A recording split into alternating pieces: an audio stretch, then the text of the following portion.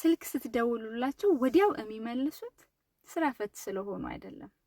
ሜሴጅ ስትልኩላቸው ወዲያውኑ ሜሴጃችሁን አይተው የሚልኩላችሁ ስልካቸው ላይ ተጥደው ስለሚውሉም አይደለም። ላግኛችሁ ስትሏቸው የሚሰሩትን ትተው ፕሮግራማቸውን ትተው ሩጠው ለእናንተ የሚገኙት ሙያ ስለሌላቸው አሊያም ሰው ስለሌላቸው አይደለም፣ ስለሚያውቁት ነው።